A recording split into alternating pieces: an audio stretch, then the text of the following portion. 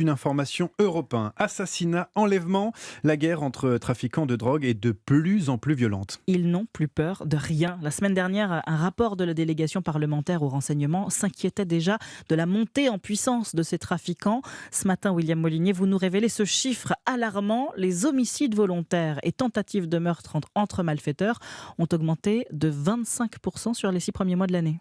Oui, 110 meurtres et tentatives entre délinquants ont été recensés du 1er janvier au 30 juin de cette année, contre 88 sur la même période l'année dernière. Un quart de plus donc selon ce décompte provisoire de la Direction centrale de la police judiciaire. Le début de l'été a été particulièrement meurtrier. Selon nos informations, plus 53% pour le seul mois de juin.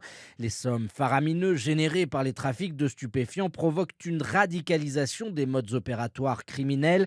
Le kidnapping est récurrent, les malfaiteurs les plus aguerris font désormais le choix de délocaliser le lieu de la séquestration. Les policiers spécialisés de l'OCLO, l'Office central de lutte contre la criminalité organisée, se sont rendus compte ces derniers mois que plusieurs victimes avaient été enlevées en Belgique avant d'être séquestrées, voire laissées pour mortes sur le territoire français, sans doute pour amener la victime dans une zone qu'elle ne connaît pas, mais aussi en changeant de pays pour gagner du temps sur une éventuelle intervention des forces de l'ordre. William Molinier du service police-justice d'Europe 1.